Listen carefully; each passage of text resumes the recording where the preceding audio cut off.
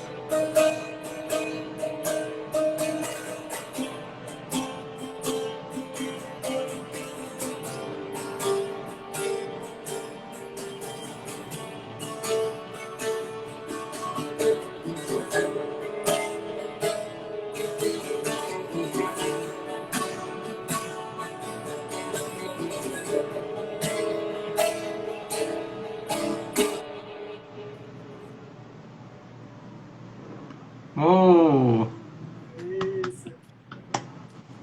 Eu pois é, já. caríssimo. Tem uma pergunta já de Públios aqui. Tá perguntando se tá afinado em Em Ré. Cebolão, Isso, em Ré. Cebolão em Ré maior. É isso mesmo. É, Uhum. exatamente. Como é que foi esse teu encontro com a música? Primeiro Pronto. você começou a aprender o violão ou o teu encanto foi logo pela viola? Não, nenhum nem outro. Nenhum nem outro. Quando eu tinha 9 anos, aí eu vi minha prima tocando piano. Minha prima que tem a minha mesma idade. Aí eu disse para minha mãe que queria aprender a tocar piano também. Aí durante 2 anos, dos 9 aos 11 anos, eu estudei piano. Piano com a professora do colégio que eu estudei, chamada Soni, que eu estudava no colégio chamado Maria Tereza, em Recife, que é lá na Zona Sul, perto do aeroporto, e lá tinha aula de música. Essa professora Soni dava aula de piano e eu tive aula com ela durante 2 anos. Foi quando eu fiz a minha primeira apresentação também em público. Eu acho que eu tinha 10 anos, assim. Na quadra do colégio, assim, o piano, botando o piano Aham, lá. E foram todos os alunos dela se apresentaram, né? E eu me lembro de ter ficado muito nervoso. Já porque eu sempre fui uma pessoa muito tímida, assim, nunca fui muito expansivo, né? Eu aprendi a falar com a necessidade, com o tempo, tal, de saber expressar verbalmente um sentimento artístico, né? Que não é fácil, é muito complexo, mas foi passo a passo, assim, com 10 anos eu fiz minha primeira apresentação ao público, que é uma pecinha super simples de piano, e toquei. Aí depois parei. Com 12 anos eu parei de tocar piano. Cheguei na fase da pré-adolescência, né? Entrando na adolescência, aí a pessoa fica rebelde, não quer ficar lá estudando e tal. aham. Aí, aí depois, aos 14 anos, no colégio, eu vi um amigo meu tocando violão. Eu via na TV, né? Eu já tinha visto na praia cantador com viola. Aham. Já tinha visto. Minha tia Nora toca baixo, minha mãe também toca violão e tal, mas não eram musicistas profissionais. Tocavam por diversão, né? Tinha outras profissões. A música sempre teve assim presente na minha vida. Mas aí, aos 14 anos, eu vi uma pessoa tocando violão, um amigo meu, e ele estava tocando Legião Urbana, e eu, que som é esse, né? Que som. E fui. Aí foi quando eu fui atrás, pela primeira vez mesmo na vida, de querer escutar música. Foi aos 14 anos que eu comecei a ir atrás para ver outros sons, rocks e tal. E entrei na escola de música particular e tive aula com o Lito, que já está em outro plano, meu primeiro professor de violão. Tocava baixo, tocava violão. E a gente teve aula durante 1 ano e meio. Lito mais ou menos me preparou para entrar no conservatório, porque aos 15 anos eu entrei no conservatório pernambucano de música. Fiz o teste, né, de aptidão, de, de percepção, né, e de tocar também o instrumento, Sim, tinha que sim. tocar um pouquinho. Aí passei. Inclusive tem uma história até engraçada sobre esse dia, né, que eu nunca gostei de levantar muito cedo, nunca gostei. É uma característica minha, eu não gosto eu acho que o meu funcionamento é depois do meio-dia, assim. Eu consigo ter uma clareza melhor do próprio organismo, né? De Aham. percepção. Quando é muito cedo, eu fico desde novo isso. Aí, um amigo meu de infância foi que me levou para o conservatório. O nome dele era Thales. É Thales, né? Que hoje em dia ele não mora mais no Brasil, está morando nos Estados Unidos. Aí ele disse, ó, vai ter o teste. E bora fazer o teste. Aí eu disse, mas eu não quero ser músico profissional, né? Eu vou estudar no conservatório. Não, é massa lá, porque lá você vai conhecer muita gente e vai ver outros instrumentos e tal. Aí eu disse, tá. Aí me inscrevi com ele, né? Foi ele que foi o grande incentivador, assim, para entrar no conservatório. Um amigo de infância mesmo, assim, a gente se conhecia desde de 8 anos de idade. Aí, e a gente tava com 15 na época, né? Aí ele disse, tá bom, se inscreve aí. Tinha um dia lá, né? A gente chegou no dia da prova, né? De aptidão. E eu me lembrava, quando foi de manhã, Thales apareceu lá na porta de casa. Aí disse, aí o que foi? Não, é o teste hoje, isso 7h30 da manhã. Que teste o quê, rapaz? Não, bora, rapaz, bora. Aí eu disse, tá bom, bora, né? Aí fui. Aí ele me levou. Consequência, eu passei 7 anos no conservatório e ele passou 6 meses. Porque Ah, ele não desistiu, ele desistiu da música, foi e você fazer. continuou. E eu fui fazer ITA, né? ITA, que é uma coisa militar lá, uma faculdade. Ah, E se especializou e hoje trabalha para uma multinacional e mora nos Estados Unidos. E me deixou na música, né? A culpa dele, uma parte da culpa de eu estar nesse meio aqui é dele, é da minha tia que me deu o primeiro violão. E e é dele que me levou para o conservatório. Eu passei 7 anos no conservatório. E daí eu segui, né? Para a licenciatura. Não me formei também em licenciatura, porque eu comecei a viajar para tocar profissionalmente mesmo. Os professores na época não aceitavam que os músicos exercessem a profissão mesmo ainda, né? Antes de formar. uhum. E eu acabei abandonando o curso no 8º período. Hoje em dia parece que são 8 períodos, né? Mas na minha Ah, época eram 10. Aí, e eu nunca voltei, assim, eu já fui, eu teria que fazer vestibular de novo. Mas não me arrependo, porque eu viajei o mundo inteiro através da música. Eu conheci mais de 20 países, 21 países, tocando. Então, eu acho que a música é além da academia. Tem academia, que é importante, né? É claro sim, que sim. para você construir uma ideia, um conceito, você precisa de fundamentação teórica, saber o que está fazendo, saber quem veio antes, para você poder mexer no presente e tentar transformar o futuro da sua forma. Mas eu não sou um acadêmico, eu sou uma pessoa que investiga sons. Eu li sobre a viola, eu sei de música, eu sei a teoria musical. Não sou uma pessoa que fica naquela coisa de estar sempre com livro, não. A minha coisa é investigação sonora, é fazer o som, procurar sons, arranjos, criar, tocar com outras pessoas, né? Mas eu tento unir essa coisa do estudo com a vivência mais prática. Eu sou um músico mais prático, né? De fazer tocando, de interagir, de da troca mesmo do que ficar ali no livro, procurando os intervalos ou fazendo o arranjo todo direitinho. Quando é preciso, quando me pedem, né? Quando me encomendam algum trabalho, no sentido de ser uma coisa mais clássica, né? Preciso escrever, aí tem instrumentos que eu não toco, aí eu preciso, né, ver a teoria daquele instrumento, a tessitura, saber como é que funciona. Eu vou e faço tudo bem fechadinho. Uhum. Mas é mais trabalho para mim, né? Mas eu faço. É só uma questão de demanda. Mas hoje eu sou um músico muito prático. Assim, eu toco com muita gente, mas de maneira de mais da interação mesmo, de troca de sons, né? E viagens musicais. Uhum. Como o Riá, né? Que você foi ver lá, você me Sim, conheceu sim. através da apresentação do Riá, né? Pois é. Pois é, Ria viu meu som lá antes para poder me chamar. Assim, ela também é um processo, tudo é uma escadinha que vai seguindo. Na verdade, a gente vai tendo essa identificação, né? E vai observando que o trabalho de um pode agregar no trabalho do outro.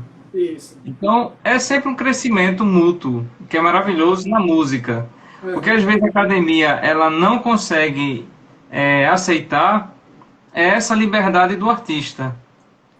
Então, o Sim. artista precisa ter essa liberdade de criação de tempo, e a academia tem os seus prazos, tem as suas metas e objetivos que precisam ser fechadinhos. E isso, para os desatentos, eles fazem conflitos, quando na verdade deveria haver mais abertura, já que a gente está falando do mundo artístico. E aí Uhum. precisa dessa liberdade. Mas ninguém perde. porque de repente no futuro vai ter a cadeira aí, Hugo Lins. Você falou agora, eu me lembrei, eu já fui assunto de, eu acho que 2 mestrados e eu acho que 2 doutorados também. Eu não, né? A minha música. Sim, pois é. A minha música é além de mim, né? A música Aham. eu sou a expressão, se eu sou a expressão, a música vai além. Mas a minha música de viola já foi tema de estudo, assim. Eu fiquei muito agradecido pelas pessoas que vieram investigar esse tipo de som que eu faço, né? Que não é um som muito usual com a viola, né? Não é um som muito tradicional. Eu já fiz som bem tradicional, mas a minha concepção artística mesmo, sonora, é da experimentação, eu acho. É de experimentar mesmo, de procurar caminhos para agregar o som natural da viola. Como essa primeira música aí. Essa primeira música é novíssima, eu acho que eu comecei a fazer ontem, ainda tá meio, Ah, né, com tá. várias partes, mas é nesse caminho, né? Assim, as coisas vão se construindo. Eu também não sou uma pessoa que faz uma música de uma vez só. Eu acho que ela vai nascendo, ela vai se construindo, se construindo, se construindo, e de repente ela tem um corpo, né? E tem alguma coisa a dizer que é importante, aí ela fica, ela se perpetua. É, por que a viola de 10 cordas? Existe uma das lendas para a viola de 10 cordas, é que a viola escolhe o violeiro. Tá? São poucos os violeiros, pelo menos que eu conheço também, que escolheram a viola como instrumento. Quando eu tinha 18 anos, eu estudava no conservatório e participava de um grupo de choro. Sim. Tocava violão de 6 cordas.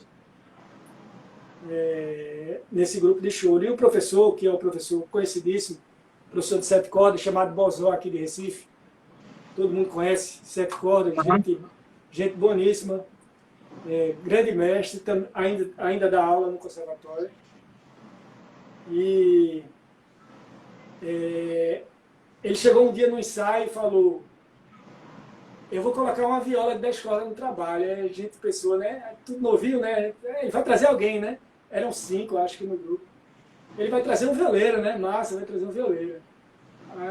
Mas ninguém percebeu que ele disse: eu vou botar uma viola, não um violeiro, né? Ele disse: eu vou botar uma Aham. viola, um instrumento. Aí, quando foi no outro ensaio, na semana seguinte, ele chegou com a viola, que era a viola do grande mestre também, chamado Tony Fuscão, que já se foi, que tocou na Dedilhadas essa viola. Era a viola dele, que ele tocava na Dedilhadas. E estava com ele parada e Bozó pediu a ele, ele emprestou. Eu passei 3 anos com essa viola. Quando eu tive que devolver, eu quase que choro. Mas, então, voltando um pouquinho, ele chegou no ensaio com essa viola e olhou para si, olhou para todo mundo, aí disse, olhou para mim com a viola na mão e disse: você vai tocar viola. Aí eu disse: mas professor, nunca toquei viola, são 10 cordas, 2 cordas juntas, eu não sei a técnica não. Você vai tocar. Não se aterre não, você vai tocar. Aí pronto, aí começou a minha relação com a viola. E o engraçado é que a viola é o único dos meus instrumentos que eu nunca tive professor. Um professor formal, né? Sim. De técnica, tudo para mim na viola foi a descoberta de pouco a pouco, de como tocar, da postura, do som que se tira, das possibilidades sonoras, como o Público falou, né? A afinação em Ré maior, não conhecia isso. Tem afinação em Ré maior, cebolão em Ré maior, cebolão em Mi, cebolinha, que é menor, aí tem rio abaixo. Aí eu fui descobrindo todo esse universo sozinho, né? E me encantei quando eu vi o Violeiros do Brasil, que é um trabalho elaborado por Miriam Tauek, que pela primeira vez, em 1997, ela reuniu os maiores assim, expoentes da viola naquela época e de épocas anteriores, como Renato Andrade, Uhum. Adelmo, Paco Verde, Paulo Freire, Ivan Vilela, Roberto Corrêa, que hoje são grandes mestres, né? São pessoas, eles já eram conhecidos, né? ele já tinha um nome dentro do universo da viola. Mas aquilo ali deu uma visibilidade maior para eles. E foi quando também chegou até mim a música de Adele, uma música deles, de todos. Foi quando eu conheci mesmo as possibilidades sonoras da viola. E daí se abriu-se o mundo, né?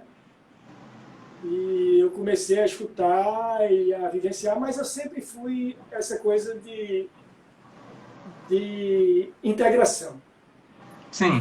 Tem um fato engraçado, que no conservatório, quando eu estudei no conservatório, eu estudei violão clássico e violão popular, até me proibirem de estudar os dois, porque tinha que escolher um. Eu me matriculei nos dois e ficava tendo aula dos dois, né? Aí chegou o diretor, Rogério, e disse, olha, você tem que escolher um. Aí na hora assim eu fiquei pensando, não, eu vou escolher o popular, que era que me agradava mais, né, do que o clássico. Eu acho que o clássico tem uma coisa muito rígida de postura, de técnica, tá? Coisa com rigidez e aquariano nunca dá muito certo. Aí eu escolhi o violão popular e segui no violão. E cada semestre eu fazia questão de ser um professor diferente. Então, eu já naquela época, eu tinha a visão de que cada pessoa podia me ensinar uma coisa diferente.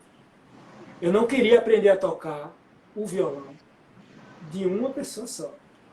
Sim. Entendeu? Tem gente que, eu conheço muita gente que, esse é o mestre dele. Ele toca muito parecido com o mestre, né? Porque pegou toda a técnica do mestre, que o mestre desenvolveu, estudou. E eu nunca tive essa visão do mestre. Assim, eu acho que cada pessoa é um mestre. Cada um vai ter uma coisa, e cada semestre eu fazia questão de trocar de professor. Ele dizia, não, continua com o mesmo professor. Eu disse, não, eu quero outro. Quero ter aula com o outro, e assim foi. E eu acho que isso agregou na minha educação musical, primeiro, a variedade de formas de tocar, universos de sons diferentes, porque cada pessoa escuta uma coisa diferente, tem um jeito de tocar diferente, né? Não se limitar a uma técnica só, não achar que uma coisa é melhor do que a outra. Eu acho que cada um tem sua importância. Tanto quando eu digo que a viola tradicional tem que continuar, muito importante, mas também tem que ter a viola experimental. Tem que ter, as duas coisas podem andar junto, uma coisa não exclui a outra, não quer dizer que uma vai matar a outra, de jeito nenhum. Eu acho que tem ouvido para tudo. É só a pessoa estar aberta. Eu mesmo escuto viola tradicional. Quando eu quero escutar a viola sem efeito, eu vou lá e... Não, hoje eu estou na vibe de escutar uma coisa... Não, hoje eu estou na vibe de escutar uma coisa experimental. Para quê? Ficar uma coisa só, Mas demorou até o pessoal entender que poderia ter esse caminho para a viola, né? Porque não tem muita gente tocando viola aqui em Recife, não. Uhum. Não tem, é difícil. Inclusive, está cada vez mais difícil comprar corda boa, inclusive. As cordas estão chegando cada vez mais difíceis aqui, cordas de qualidade mais baixa, né? Que as qualidades mais altas tem que mandar vir de São Paulo, porque não tem saída, né? Aí, se não tem saída, eles não vão vender, para que eles vão mandar vir corda boa, se não tem que vender. Né? Aí é um instrumento que tem pouca gente que está tocando. É claro que tem mais gente do que quando eu comecei, há 20 anos atrás, a tocar. Mas mesmo assim, perto do universo do violão, é isso aqui, né? De violeiro para perto do que tem de violonista. Tocando violão, estudando violão. Né? Até porque eu acho que o número de cordas assusta quando a pessoa vê. Um instrumento de 10 cordas, como é que eu vou tocar? Né? Um instrumento de 10 cordas com 5 pares. A pessoa fica, poxa, isso deve ser muito difícil. Eu não sei como é que eu vou tocar isso. E na verdade não é tão difícil. Eu acho que todo instrumento tem seus melindres, suas técnicas, suas dificuldades, mas também tem suas possibilidades. Né? Sim. Uma coisa é você dar um acorde na viola, é muito diferente de dar um acorde quando você chega, preenche, né? Você sempre... É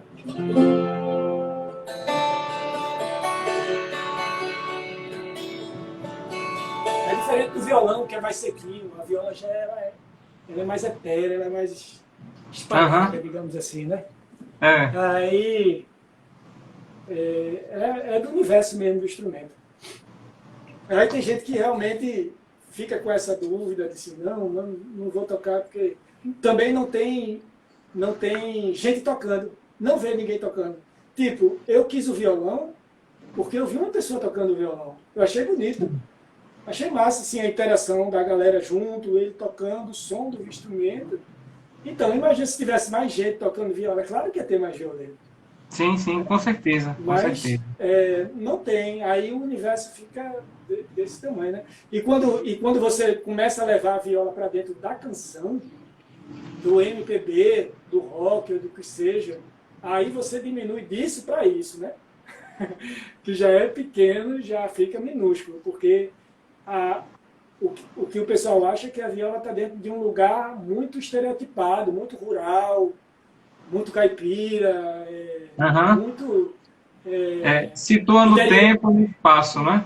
Isso, interior do Brasil, né? Essa coisa. Tá também, mas a viola está na cidade já também. Tem muita gente fazendo, o Ricardo Venini lá em São Paulo, fazendo som de rock, moda de rock na viola. E é muito massa, assim, tem público e ele consegue gerir o trabalho dele com isso. E é desbravar mesmo caminhos, assim. Demorou muito até os próprios mestres, né, da viola, né, aceitarem que existia essa possibilidade para o instrumento, né, de você experimentar coisas, de viajar mesmo, viajar no som. É justamente esse ponto que eu gostaria de tocar contigo agora. Como é que foi esse processo de você pegar essa tradição da viola e colocar pedal? E de repente você colocar um outro elemento moderno? Como foi esse caminho? Eu sei que sempre tem aquelas pessoas apegadas à tradição, que começam a dizer, bom, isso aí não é música já de viola. Você enfrentou esse processo? Sim.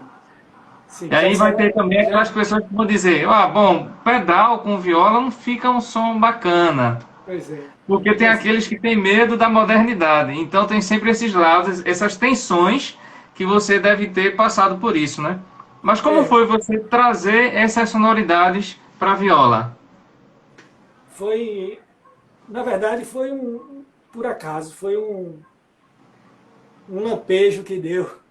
E eu viajava antes da pandemia, né? Até 2018, mais ou menos. Eu viajava muito para a Europa acompanhando uma cantora chamada Renata Rosa. Eu participo do trabalho dela, né? Desde 2001. Lá eu toco baixo elétrico, que é um dos instrumentos que eu tive professor, né? Professor mesmo. Tony Fuscão foi um dos meus professores. Toco baixo elétrico, toco uma viola ou outra numa música, mas nunca assumi a viola do trabalho dela, só quando o violeiro não pode. Toco percussão e canto, faço back vocal com ela lá. E a gente viajava muito desde 2003, assim, 1 ou 2 vezes, no mínimo, para a Europa por ano. E lá as coisas são muito mais acessíveis, né? Na Europa, em termos de equipamento. Meus equipamentos todos eu trouxe de lá.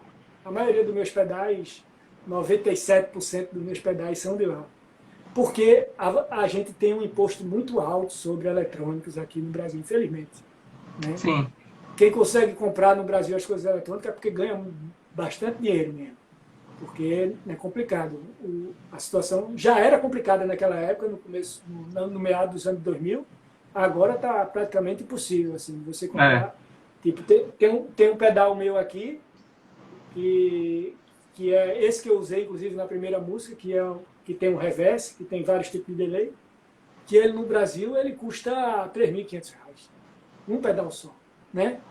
E você vai comprar na Europa, ele vai sair a R$700, R$800. Pois é. Aí não tem nem Diferença como, total, né? não tem como coisa, né? Então, voltando, em 2008 eu estava num bairro lá em Paris, andando no bairro que tem muitas lojas musicais, muitas lojas de instrumento de música chamada Pigalle. Aí eu estava lá andando em Pigalle no dia off e passei na frente de uma loja só de pedais. Só de pedais. La Pedale, o nome da loja. Aí eu fiquei, que coisa interessante, né? Porque eu sempre vi o pedal com guitarra, né? Aí eu Associada à parei, guitarra. Aham. aí eu parei assim, fiquei olhando a vitrine. Aí disse, aí me veio uma peixe, e se eu usasse um pedal desse na viola, que som ia dar? Aí eu fiquei, rapaz, eu não tô com a minha viola aqui, como é que eu vou testar? Aí não tem como testar, vai ter que comprar. Aí eu tava com dinheiro, né, do cachê, aí comprei meus 2 primeiros pedais, sem saber onde é que ia dar. Saí, escolhi lá um pedal de delay, eu não me lembro qual foi o outro pedal, e disse, vou levar, quando chegar em casa eu testo. Aí comprei. Aí quando chegou, quando eu usei, eu disse, eita, gostei, gostei, né? Mas assim, é um trabalho de muita. Hoje em dia, existem Hum. pedais de efeitos específicos para instrumentos eletroacústicos. Nessa época não tinha, no começo dos anos 2000, por Aham. ali não tinha, era tudo pedal para guitarra mesmo, né? E eu comecei uma investigação de, de comprar pedais. Comprei muitos pedais que eu vendi, porque não dava certo na viola. Os que davam, ficavam comigo. Ficava contigo. Então, Aham. é, aí foi assim, foi nesse processo de tentativa e erro mesmo, até construir um som com os pedais que funcionavam na viola, né? Porque a gente tem que pensar o seguinte, a gente já está pensando no processo, musicalmente falando. A gente está Sim. pensando num processo que está um pouquinho depois do meio, porque a gente tem que voltar na história para poder chegar na música final. Tipo, para você fazer uma música, primeiro é o material humano, a pessoa, né? Aham. Precisa ter alguma coisa para falar. Depois, ela precisa ter um bom instrumento, né? Aí, com um bom instrumento na mão, ela vai conseguir se expressar bem. Depois, se ela quiser comunicar com esse instrumento para outras pessoas, ela precisa amplificar. Aí já é outra etapa, porque o processo de amplificação de um instrumento acústico é bem complexo, principalmente quando você quer tocar em palcos grandes, né? Que tem reverberação, que o som vem de todos os lados. Né? Não, é difícil de você tirar som, vamos dizer assim, som grande, com muito volume de um instrumento desse. Então precisa ter um estudo de captação. Aí depois desse estudo de captação, que o som estiver bom, aí você pode partir para os pedais. Aí quando o som do instrumento está bom, aí você parte para os pedais, porque é esse som da captação que vai jogar no pedal. Entendeu? E aí o que acontece? Cada tipo de eletrificação de uma viola, essa viola tem uma eletrificação, essa viola tem outra tipo de eletrificação. Então, para o mesmo pedal, vão ter sons diferentes, por causa do sistema elétrico, entende? Sim. Então não adianta dizer que vai funcionar nessa viola, pode não funcionar, funciona na outra, né? E aí depois que funciona o som, que o som fica bonito, aí você tem a questão da estética sonora. O que é que você quer passar com aquele som? Né? Qual é o sentimento? Se aquele não adianta eu tocar uma música que seja de um tema mais suave e eu queira colocar um drive nela, um drive que é tipo uma distorção, na viola. Pode colocar? Pode. Mas pode ser que fique você em Marte e a pessoa lá, Aham. né, em Mercúrio. Né? Aí você fica dizendo, não adianta. Então tem que ter o discernimento musical, intelectual, né, de qualidade, para poder usar o pedal na hora certa. Porque o pedal por si só, ele não melhora nada. Né? Ele não ajuda você a tocar melhor. Ele vai acrescentar na sua ideia sonora, no que você quer passar enquanto sua música. Porque tem gente que usa pedal sem saber que está usando. Né? Assim, só porque para achar, não, eu quero mudar o som um pouquinho e tal. Não. O pedal é feito você usar uma cor. Você tem uma cor dentro de uma aquarela e você pega o pedal e você bota um roxo, bota um amarelo, bota o vermelho, sabe? Você aumenta a paleta de cores para não ficar uma cor só, se você quiser, né? Mas tem gente que não é. É todo um encadeamento de ações para se chegar no resultado final, que é a música, né? Com a ideia musical que a pessoa quer transmitir. Entendeu? Quer transmitir. Sim, sim. É. O Ed Sada, ele está perguntando o seguinte a você. Quais são as simplificações que você usa nos seus instrumentos? As simplificações. Simplificações. Eu não sei se ele quis dizer amplificações. Não sei se deu uma trocada aqui, né? Que às vezes esse corretor deixa a gente em maus lençóis. Eu acho que ele está falando em relação ao sistema elétrico, da amplificação e tal. De como é que eu cheguei nesse som, né? Que eu tiro. Demorou porque foi um estudo que eu fiz, assim, demorou uns... Na verdade, para fechar o meu set de som, eu levei quase 11 anos, né? Para chegar no som que eu tinha na cabeça para a viola, assim. Do começo do instrumento até o resultado final saindo do amplificador. Então, primeiro foi ter um instrumento bom. Esse instrumento aqui, por exemplo, que é de Luciano Queiroz, o luthier lá de Assis, de São Paulo, que eu pedi para ele fazer, né? Para ele fazer um instrumento desse, hoje em dia até, e na época, você tem que encomendar com 1 ano e meio de antecedência. Então, isso já é um grande planejamento. Você vai pagar durante 1 ano e meio sem ter o instrumento. Né? É um investimento que você dá. Aí, inclusive, esse instrumento aqui é uma adaptação do dobro, né? Que esse coisa aqui é do dobro americano. Isso aqui vem dos Estados Unidos, essa peça aqui. Então, lá é diferente, porque o dobro ele tem 6 cordas. E o sistema todo dentro é diferente da acústica, né? E eles têm um captador específico, que a gente pensava que ia funcionar para essa viola. Um captador para instrumento ressonador. Então foi o primeiro captador que veio com ela. Só que esse captador nessa viola, nesse sistema da viola dinâmica, deixava o som muito agudo.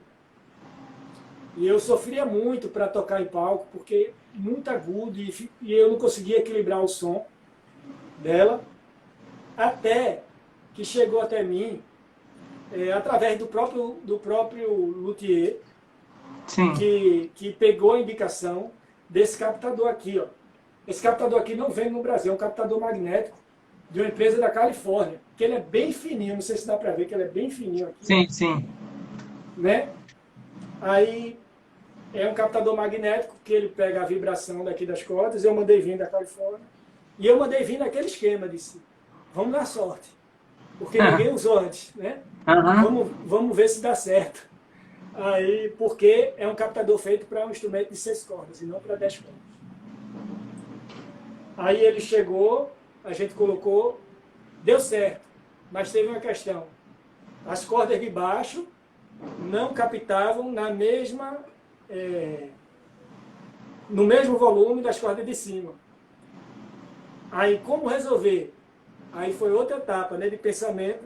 Primeiro, colocar um calce aqui, a gente levanta essa parte daqui. Segundo, a gente aumenta a massa das 2 cordas de baixo. Aumenta no sentido do calibre são maiores do que os usuais. A espessura. Aí elas são mais tensas do que acho que se fosse para um instrumento acústico só para tocar acusticamente, né? Isso Sim. é claro que precisa ter uma viola boa, porque a viola, isso aumenta a tensão que exerce daqui para cá, né? Então tem que ser uma viola boa para segurar essa pressão que vai ser maior por causa dessas 4 cordas aqui. Isso tudo assim, eu estou falando rápido assim, mas isso é coisa que aconteceu em 3 anos. Foi um processo que você foi descobrindo através Isso, dessa sonoridade, né? exato. Aí depois que eu cheguei nessa amplificação, faltava para mim um pré-amplificador e um pós, né? Eu tinha o instrumento, tinha a amplificação do instrumento, mas eu tinha que ter um controle maior dessa amplificação do instrumento, porque eu já tinha os pedais, e depois dos pedais eu precisava de um controle de som para equilibrar, dar potência nesse som. Então, de pré, depois da viola, eu uso um Fishman Aura, né, platino, que eu tenho controle de frequências, boost, tenho tudo para controlar o som dela, para dar uma equilibrada. E aí ela entra nos pedais, depois que sai dos pedais, ela vai para um pedal chamado Cabizeus, que também é dificílimo de encontrar aqui, que eu só consegui ele no ano passado. Ele é um pedal simulador de amplificador, muito, muito bom, assim, que resultou no som final para mim, então eu não fico preocupado com nenhum amplificador externo mais. O som sai dele, sai muito bonito. E quando eu preciso de amplificador, eu tenho um Fender acústico, que também veio da França, que é específico para instrumento acústico.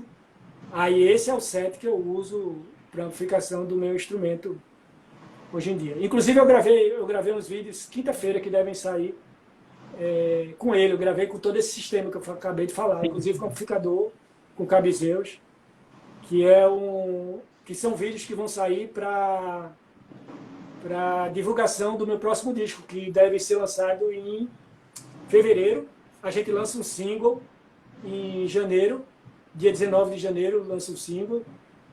Voltei Recife, que é um disco de frevo, né? Mas com arranjos bem atuais, contemporâneos, assim. Para não dizer loucos. Mas aí experimentais. Isso, experimentais. Mas o frevo sempre está presente. Em todo arranjo, eu sempre fiz questão de desconstruir, construir, desconstruir. Né? Então tem alguma parte ali que o frevo você vai ver o ritmo vai identificar bem dentro do arranjo. Mas depois sai, volta. Mas o bom vai sair pelo selo Solto no Tempo. Vai sair em todas as plataformas digitais de música. Certo, já estamos atentos quanto a isso. Com relação à pergunta do Ed, realmente era amplificadores, e ele perguntou porque estava buscando captações para o bandolim dele. Sitar e outros que passa por pedais específicos. Então ele também estava buscando o seu caminho da pesquisa, né? Da pesquisa sonora, da pesquisa musical. Cada instrumento vai ter um, né? O grande mestre do bandolim aí, eu acredito, é Hamilton, né? E aqui em Recife a gente tem Rafael. E se ele quiser procurar Rafael também fica o bandolim dele, né? Para ver qual é o tipo de amplificação que ele usa, que eu realmente não conheço. Do bandolim eu não conheço tipos. Mas Rafael, com certeza, deve saber. Hamilton também, né? Se ele tiver acesso a Hamilton da Holanda. Sim. Como é esse teu processo criativo? É um caos. Quando a gente fala de... Quando a gente fala de música com letra, geralmente as pessoas sonham, ou os dois vêm juntos, ou ela de repente começa a perceber esse som, começa a perceber essa letra. Mas na música instrumental, como é que se dá esse processo? Aí envolve muita coisa até que eu sempre falei nas minhas apresentações. Que faz tempo que eu não faço uma apresentação minha com o grupo desde março de 2019. Né? Faz um tempinho, já vai fazer quase 3 anos. Mas eu sempre falei nas minhas apresentações o seguinte, é, que a música instrumental é uma música que envolve uma coisa que está pouco, pouco explorada nos dias atuais, a subjetividade. Aham. É muito pouco explorada na música atual na verdade, no estilo de vida de todo mundo hoje em dia. As coisas são muito rápidas, né? E a Sim, gente sim. esquece da subjetividade de você ir além daquilo que está na superfície visual para você. Né? E eu fico muito feliz quando eu ia tocar, eu ficava muito feliz de vir muita gente para escutar música instrumental. Aham. Porque eu sempre trabalhei muito com música cantada. Né? O único trabalho de música instrumental é o meu e o de um grupo que eu tenho chamado Wasabi, onde eu toco baixo elétrico. Não toco nenhum outro grupo de música instrumental fora esses dois. E a gente toca muito pouco porque a demanda é muito pouca. O pessoal quer ter a necessidade da letra, né? De ser envolvido pela letra o som está fazendo a cama, né? Para que aquela letra Sim, sim. apareça, se desenvolva, né? Então, é uma luta muito grande para quem toca música instrumental chegar compartilhar essa subjetividade do fazer música, né, instrumental. Porque quando você trabalha uma ideia sonora, um som, você está trabalhando camadas internas de sentimentos que não são expressados assim. Muita gente diz: a tua música me lembrou o sertão, que lembrou a lua que estava naquele dia tal, tal. Eu disse, sim, pode ser que eu nem tenha pensado na lua, né? Aham. Mas eu acho que o importante é isso, que a música chegue na pessoa e explore esse universo interior do imagético que a pessoa vai ter escutando aquela música. A música não importa que seja minha, de qualquer pessoa. Eu Sim. acho que o bonito que é que cada um vai imaginar uma coisa diferente para a música. Vai ter uma imagem, uma visualização que que às vezes nem eu quero dar. E pelos títulos das músicas eu já dou muito, assim. Por isso que eu não falo antes de tocar o nome das músicas. Porque senão a pessoa já fica imaginando Aham. uma história para aquela música. E por isso que é muito difícil no disco, quando você lê o disco, você já está criando. Se você diz, tem uma música que se chama Alvorada, né? A pessoa vai escutar, claro que na imagem dela vai vir o sol aparecendo, luz, Aham. muita luz, né? E a música realmente passa isso, mas a pessoa poderia estar imaginando um entardecer, né? Aham. Onde tem um brilho também, se ela não lesse o nome da música, tá entendendo? Então, eu falo sempre depois de tocar o nome da música, não antes. Aí, o interessante é esse, que é esse processo de investigação. As minhas músicas, elas nascem desse processo de investigação da subjetividade do dia a dia, de como é que eu me sinto, de como é que eu quero o som que eu quero expressar o meu sentimento em forma de som mesmo, na viola. Porque o pessoal diz: "Não, você é violeiro". Não, eu digo: "Eu sou músico". O instrumento que eu transmito a minha música, que eu escolhi para transmitir a minha musicalidade, é a viola, certo? E até porque eu não toco só viola, eu toco baixo, toco percussão, toco violão, aula de violão. Mas é o instrumento que eu escolhi, que eu consigo me expressar mais, que eu tenho mais identificação para poder alinhar o que se passa na minha cabeça com o som que vai ser transmitido pelo instrumento. Né? Uhum. Juntando o som do instrumento e juntando o som dos pedais e tudo, e aí vira uma coisa que é uma construção que me identifica muito, assim, do que eu quero fazer com a música, né? Enquanto conceito estético mesmo e discurso de criação sonora mesmo. A subjetividade dá medo. Entende? Você demonstrar os seus sentimentos através de música, através de ações, dá muito medo. Então, a, existe uma corrente muito forte de que as pessoas sejam padrões. Sim, Ah, a musicalidade tem que ser assim. Ah, quando se fala de viola caipira, tem que ter esse tipo de elementos sonoros, tem que ter esse alfabeto musical. Não pode fugir disso, porque isso aí já não é. Então, quando você entra na subjetividade e começa a criar, começa a fazer descobertas e mostrar outras possibilidades, muitas pessoas não estão habituadas pela própria aceitação social. exato. É uma educação que vai acontecendo. Exato. Aí, É, e é outra coisa, filho. sim. A questão geográfica da viola, né? Que a galera diz a viola caipira, Aham. né? E a viola, várias vezes já saiu reportagem dizendo a viola caipira de Ulisses. Eu disse, não, não sou caipira e não é viola caipira. Você pode até dizer que é caipira, mas é para começo, se a gente for é, colocar geograficamente, seria viola nordestina. Aham. Eu já acho que é um nicho, né, que já delimita muito, mas eu aceito. Tudo bem, eu sou nordestino e eu tenho orgulho de ser nordestino. Mas eu acho que a viola, ela é além do nordestino. Quando a gente fala, quando a gente fala viola nordestina, também a gente pode falar da maneira de tocar, que tem uma maneira específica de execução, da mão, do pedal que se usa, ou até próprio da escala, das escalas que se usam, que caracterizam a melodia nordestina. Então. É claro que caracteriza um lugar isso, mas eu acho Uhum. que a viola, eu penso a viola além da geografia. Mas é difícil, principalmente, né? Porque você saindo de São Paulo, tudo parece que é geográfico, né? Aham.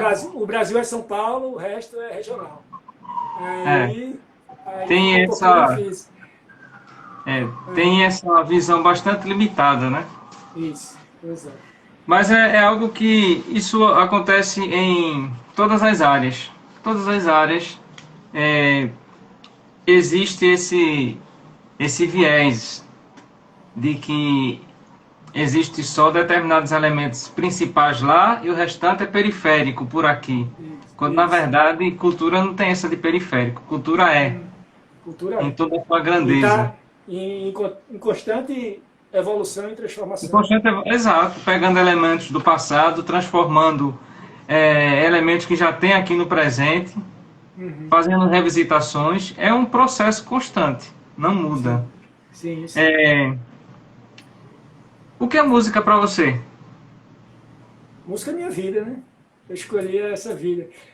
É engraçado que depois do filme Soul, né? Ah, Não sei se você viu esse filme Soul, né? A animação que sim, ficou, sim, sim, sim, né? sim.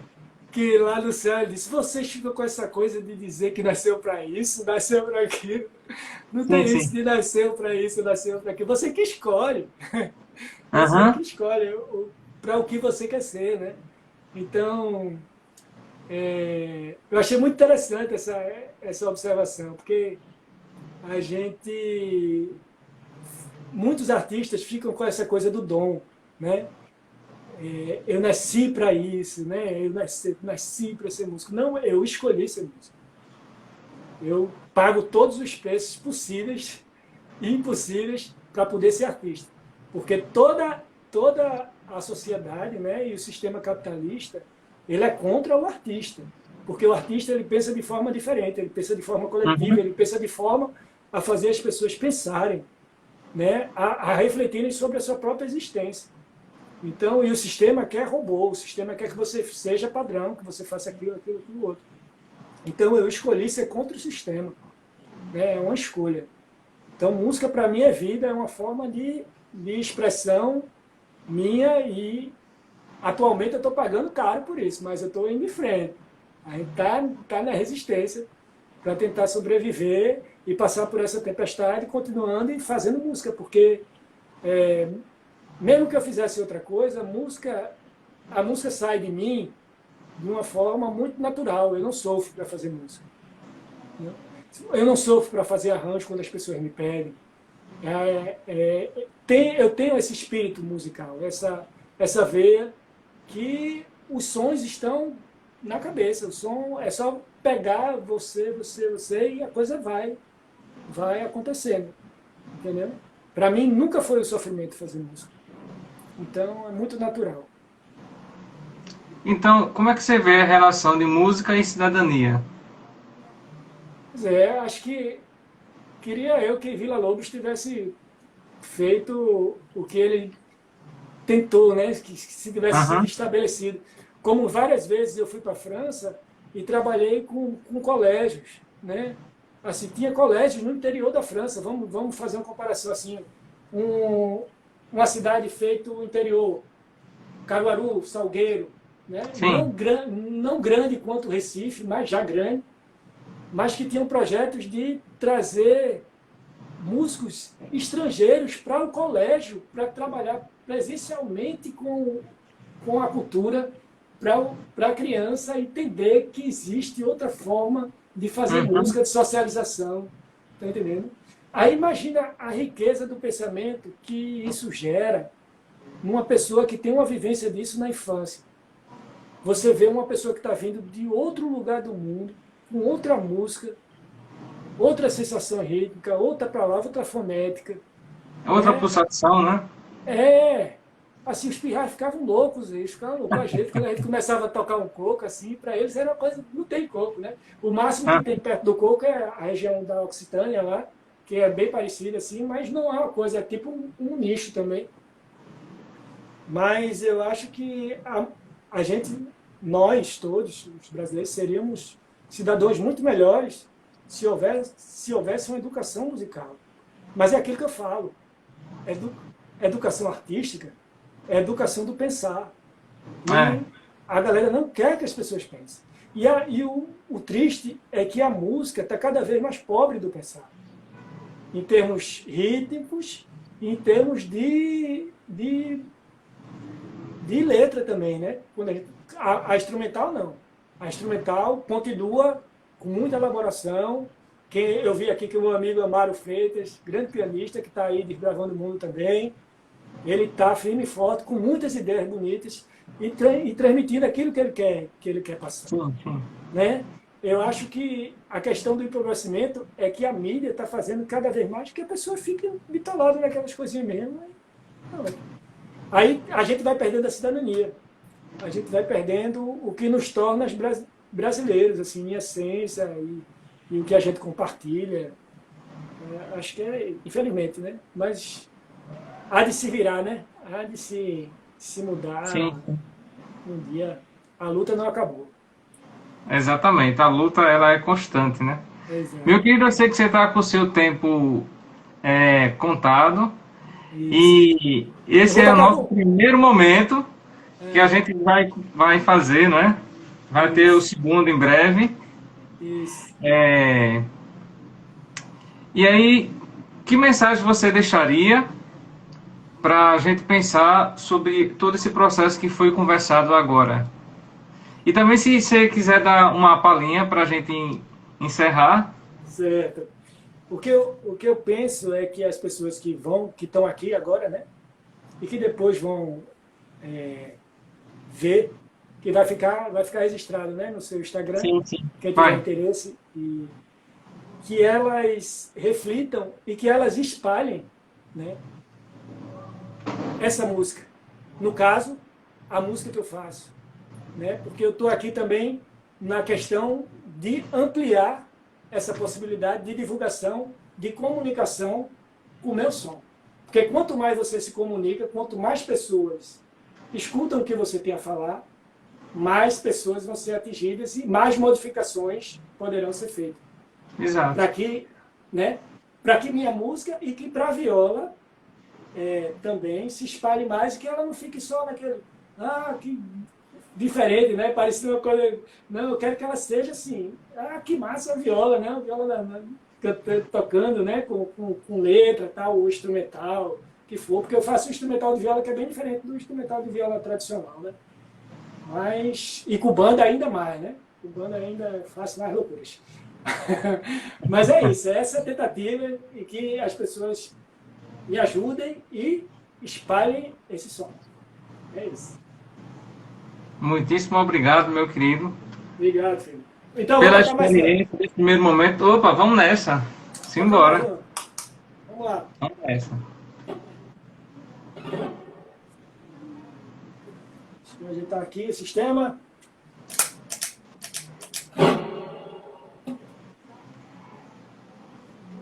Vai som, hein?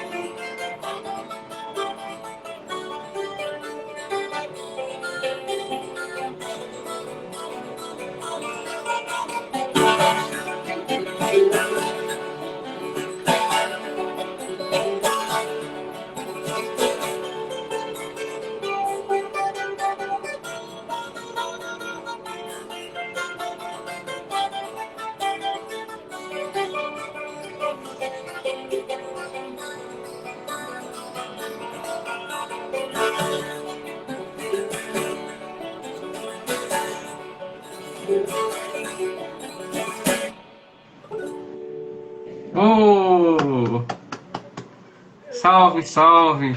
Muitíssimo obrigado, meu querido. Obrigado pelo convite, filhos. Até a próxima. Até. Abração. Você se Abração. incomoda de ficar aí para a gente encerrar juntos? Não, fica aqui. Obrigado a todos e todas que estiveram conosco. Quem chegou depois, você pode acompanhar do início. Daqui a pouco a gente está disponibilizando, vai ficar gravado e também vai ficar no YouTube. Sigam também o querido Hugo Lins e a gente está na expectativa de duas coisas agora. Dessa parte 2 desse nosso bate-papo e do CD dele que vai chegar no próximo ano para a gente curtir ainda mais. Atemporal. Pois é. Boa noite, caríssimo. Boa noite a todos e todas. Boa E até noite, o próximo Conversa Atrevida. Abração, meu querido. Tchau. Tchau, tchau.